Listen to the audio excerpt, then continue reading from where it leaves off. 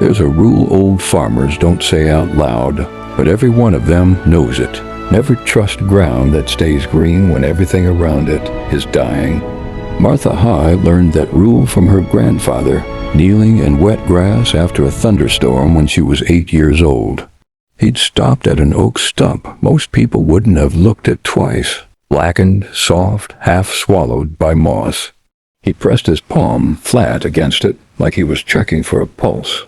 "Grandpa, it's just a stump." He didn't answer at first. When he did, his voice had dropped to something quieter, almost a warning. "Dead trees aren't dead to the ground." She laughed. He didn't. He never explained what he meant, and looking back, Martha would spend 30 years wondering if he even could have. Present day. A gravel lot behind the county courthouse. Cold coffee, colder wind, an auctioneer reading off a parcel nobody wants. 40 acres nobody's touched since a logging crew stripped it and left, abandoning it to hundreds of dead oak stumps rotting in silence for over a decade. No one bids. No one even steps forward. Then a woman near the back raises her hand. $50. The laughter starts before the gavel even hits the block. She just bought the county's biggest pile of firewood. Martha doesn't smile. She doesn't argue. She signs the paperwork, tucks the receipt into her coat, and walks out to that dead field alone, like she's the only one who knows it isn't dead at all. Martha Heil was 38 years old and had buried her husband 2 years earlier. The farm they'd shared went to his brother in the will, a technicality nobody bothered to explain to her until it was already done. What Martha kept was a small house on the edge of town, a used pickup with 190,000 miles on it, and a stubborn refusal to leave the only place she'd ever called home. She wasn't the best farmer in the county. She'd be the first to say so. She hadn't grown up working the ground the way some of her neighbors had, generation after generation handing down the same 40 acres like a family Bible. She'd married into farming, not been born into it, and there's a difference the old-timers never let you forget. What Martha did have was a habit of noticing things. She noticed which fields drained slow after a rain and which ones dried out too fast. She noticed which trees the birds preferred and which ones they avoided. She noticed the way her grandfather used to talk about ground like it was alive, back when she thought he was just an old man rambling. The neighbors had opinions about her, and they weren't quiet about sharing them. Some felt sorry for her, a widow trying to scratch out a living on her own. Some rooted for her without saying it out loud, the way people root for the underdog at a ball game. A few made no effort to hide their doubt, especially after the auction. It didn't help that Martha had never quite fit the picture the county expected. She'd grown up 2 states over, in a small town that didn't farm much of anything, and she'd only landed here because her husband brought her back to the place he was raised. When he passed, she could have gone home. Family had offered more than once. She stayed instead, and nobody in town seemed to fully understand why a woman with no blood ties to this ground would fight so hard to keep a foothold in it. Her husband's brother, who'd inherited the family farm, wasn't cruel about it. He simply didn't think much of Martha's chances, and he said as much at the diner more than once, always careful to add that he wished her well before getting to the part where he didn't think the $50 field would amount to anything. "She's finally lost it," one woman said at the feed store, loud enough for half the store to hear. $50 for a field of dead wood. What's she gonna grow? Mushrooms? Everyone assumed this story was about proving those people wrong. It wasn't. The field itself sat at the edge of what used to be a logging operation. 40 acres nobody could plow and nobody wanted to try. The stumps were everywhere, some the size of dinner tables, all of them black and soft with age, roots twisting deep into ground that hadn't seen a plow blade in over a decade.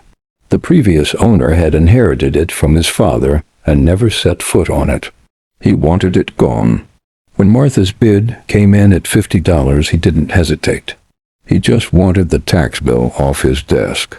To everyone watching, it looked like a widow throwing away what little money she had left on land that couldn't grow anything but weeds. Martha knew better.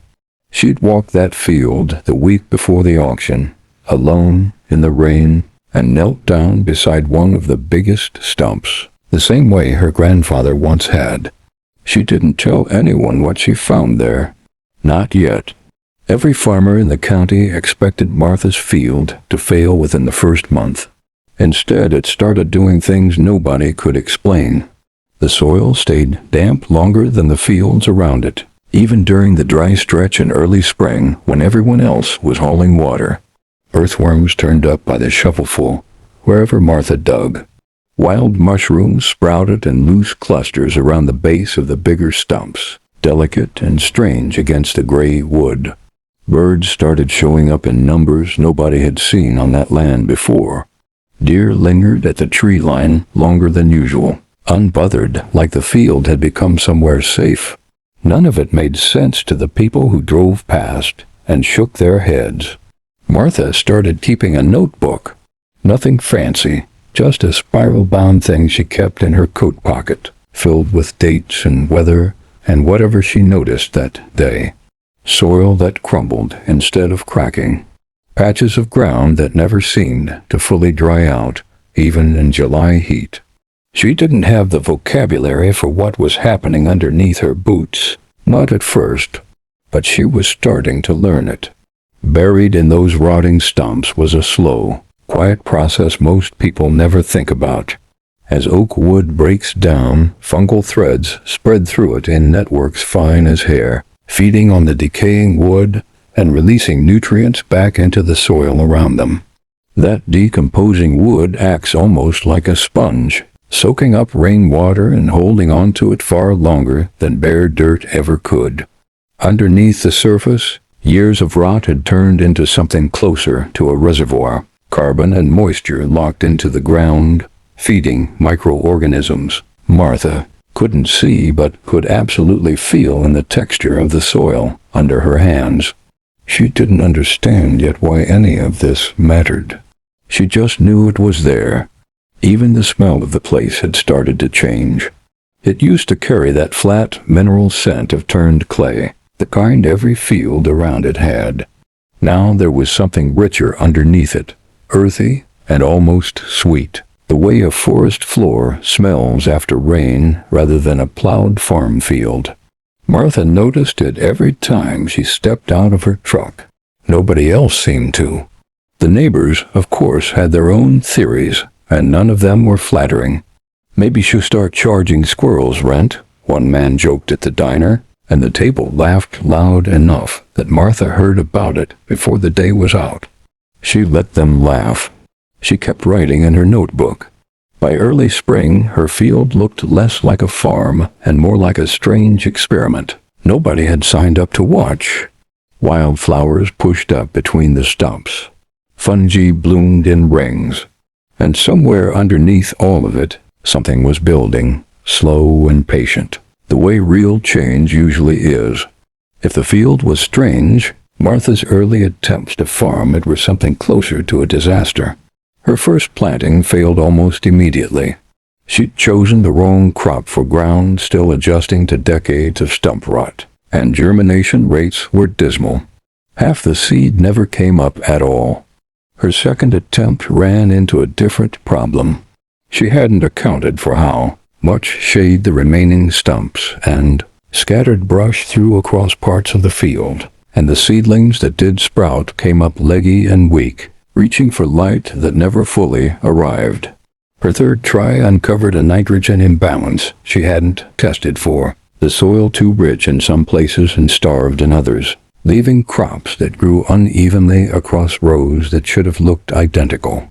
Her fourth attempt cost her a piece of equipment. A blade caught on a hidden root system tangled just below the surface, and the repair bill alone nearly emptied what savings she had left. Her fifth attempt should have worked. She'd corrected for the shade, adjusted for the nitrogen, planted later to avoid the worst of the root tangle. For 2 weeks it looked promising, rows coming up even and green.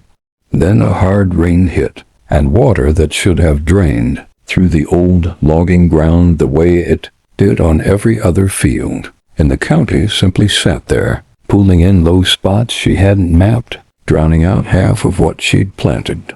She stood at the edge of that flooded row in her boots, soaked through, and didn't have the energy left to be angry about it. There were nights that spring when Martha sat at her kitchen table with the bill spread out in front of her and seriously considered walking away from the whole thing. The equipment repairs added up faster than she could keep pace with. Seed costs alone had eaten through most of what she'd saved from selling off some of her husband's old tools and the part-time work she picked up at the hardware store in town barely covered what the farm was bleeding. The house felt quieter every evening. She had no husband to talk it through with, no father still living to call for advice, just a notebook full of observations that hadn't yet turned into anything useful.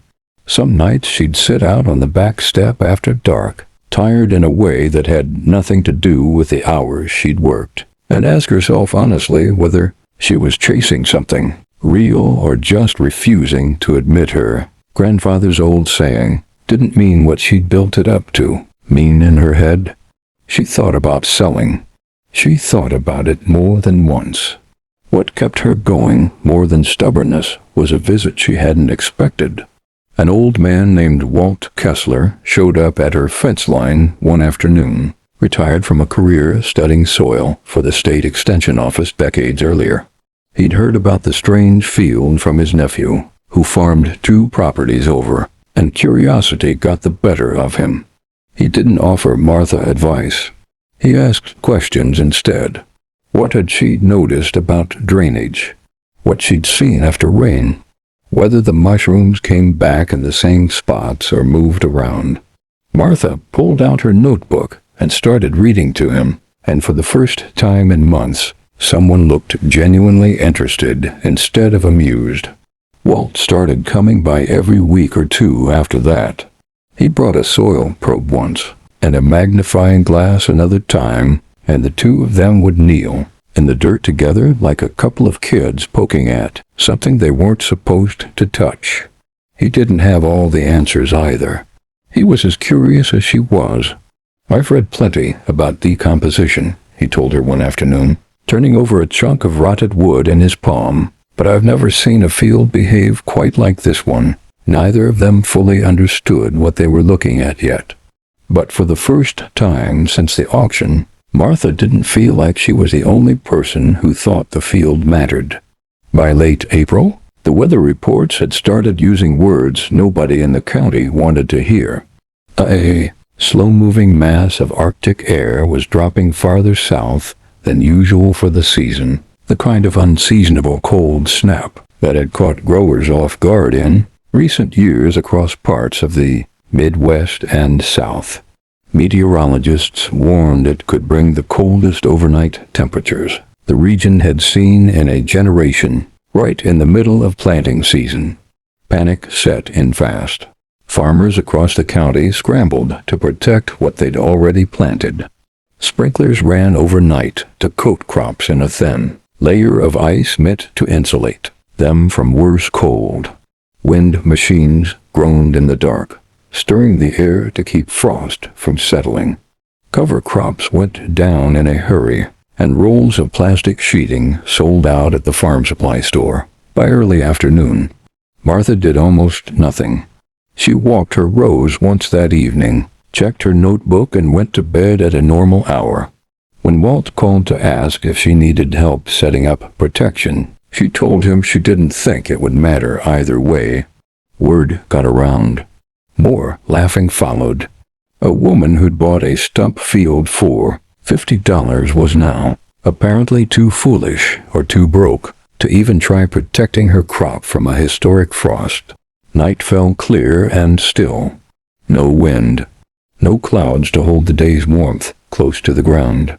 Just a deep, silent cold settling over the county like something with weight to it. Moonlight caught the frost as it formed, delicate white crystals spreading slowly across every exposed leaf, every blade of grass, every inch of unprotected ground. Morning came, and with it, devastation. Across the county, fields that had been green the day before now lay collapsed and blackened. Leaves hung limp and darkened at the edges. Seedlings that had taken weeks to establish were gone in a single night. Farmers walked their rows in silence, some of them making calls to insurance adjusters before the sun had even fully risen. A few didn't say anything at all. They just stood there. Then someone driving past Martha's field noticed something that didn't add up. Green, every row, untouched. Word spread fast through a county that had just lost the better part of its spring planting. People who hadn't spoken to Martha in months suddenly wanted to see the field for themselves. They stood at the fence line, the same way the men had stood there mocking her at the auction, except now nobody was laughing. Nobody had an explanation. Not yet. Theories started before the frost had even fully melted off the surrounding fields. "It's the mushrooms," one man insisted at the diner. "Something about fungus keeping the ground warm." Someone else shook his head. "No, it's the stumps themselves. Wood holds heat. Everybody knows that." A third theory made the rounds a few days later, that the old oak roots had somehow pulled the frost away from the topsoil entirely, drawing it down deep where it couldn't touch the crops. A fourth theory came from a calm man who swore his own grandmother had done something similar back in the 50s, burying rotted wood under her garden beds every fall. He couldn't explain the science of it any better than anyone else could. He just remembered that her tomatoes never froze early the way the neighbors did, and nobody in the family had ever thought to ask why. Even the handful of agricultural experts who came out to look at the field couldn't agree right away. Some pointed to the organic matter. Others focused on drainage patterns. A soil scientist from 2 counties over floated a theory involving temperature, gradients that half the room didn't fully follow.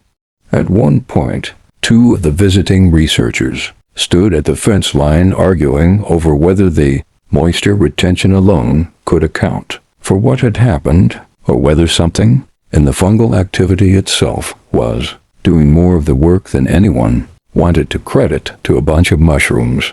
Walt just stood back and watched them argue, arms crossed, a small smile on his face. He'd told Martha weeks earlier that the ground would eventually make the scientists come to it instead of the other way around. He hadn't expected to be proven right quite this fast. Then someone noticed something that complicated every theory on the table. The frost damage on Martha's field wasn't uniform. The rows closest to the biggest, oldest stumps had come through completely unharmed. But a section near the edge of the property, where the previous owner had cleared out stump years earlier for easier access, showed the same blackened, frost-killed damage as every other field in the county. The mystery deepened instead of resolving. Whatever was protecting the crops wasn't the field as a whole. It was tied directly to those stumps. Researchers from the state university started visiting within the week, setting up soil temperature sensors and moisture probes across the property, pulling root samples from around the largest stumps and comparing them to samples from the cleared section. They brought thermal cameras out one night to watch the field as the temperature dropped, and what they recorded surprised even them. Martha stood at the edge of the field one afternoon, watching a group of graduate students kneel in the dirt with clipboards, carefully measuring and photographing ground that people had laughed at just months earlier. Funny how people rarely write anything down while you're struggling. They only bring notebooks after you've already succeeded. If you've ever been underestimated, doubted, or told your effort would never amount to anything, take a moment to share this story with someone who could use that reminder today. And if you enjoy uncovering the hidden truths buried in farming history, consider subscribing and joining for the next one. You never know which forgotten lesson might change the way you look at the land beneath your own feet. The researchers' findings, once they came together, painted a picture more remarkable than any of the theories floating around the diner. Decades of decomposing oak wood had created enormous underground reservoirs of organic matter, spongy and dense, capable of holding water long after the surrounding soil had dried. That moisture, released slowly overnight, gave off small amounts of heat as it interacted with the cooling air, just enough to buffer the ground around Martha's crops from the worst of the frost. Moist soil simply holds daytime warmth better than dry soil does, and around those stumps, the ground stayed just warm enough to make the difference between survival and collapse. The fungal networks threading through the rotting wood had done their own quiet work, too, breaking down organic material and enriching the surrounding soil in ways that left Martha's plants healthier and more resilient overall, better equipped to withstand cold stress, even beyond the insulation the stumps provided. It wasn't one single thing. It was years of slow, invisible decay working together in a way nobody had thought to study closely before. Martha thought about her grandfather kneeling beside that old stump so many years earlier, the way he'd pressed his hand flat against the rotted wood like he already understood something the rest of the world hadn't caught up to yet. Dead trees aren't dead to the ground. She finally understood what he meant. Word of Martha's field spread well beyond the county line. Logging companies that had spent decades clearing stumps as quickly and completely as possible started reconsidering their methods, at least on certain plots.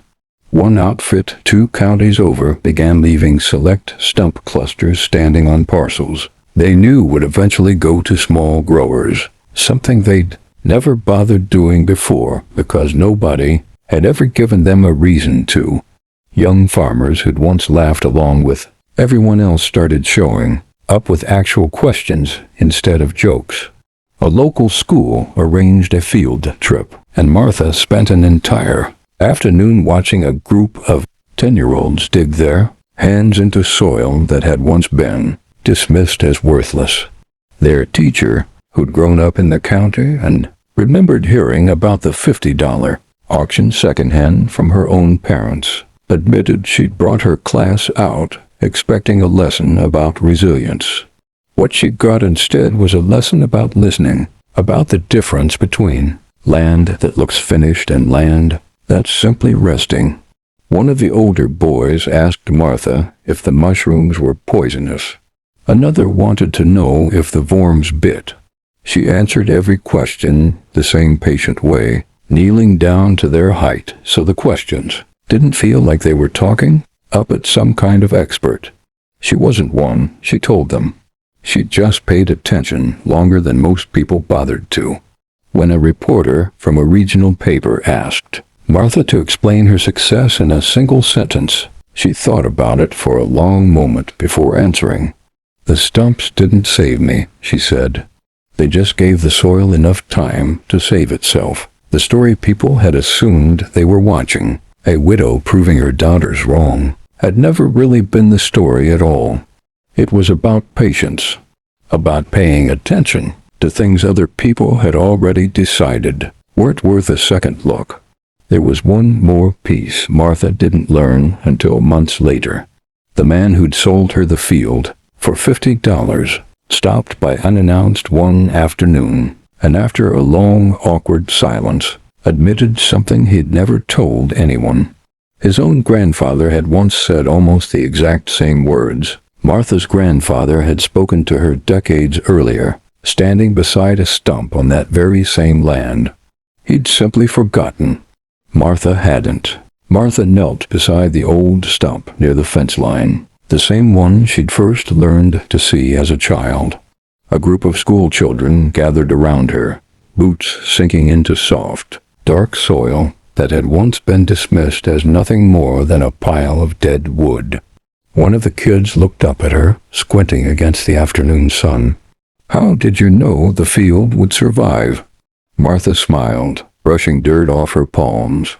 I didn't. I just knew the ground deserved more respect than we usually give it. The camera pulls slowly away as the children scatter across the rows, laughing, digging, asking questions about worms and roots and fungus that Martha does her best to answer. The field no longer looks abandoned. Every weathered stump stands like a quiet monument to time, patience, and the hidden life working away beneath the surface, unseen and unbothered by whether anyone believed in it or not. Sometimes the greatest harvest doesn't come from planting something new. It comes from finally understanding what everyone else was too busy to throw away.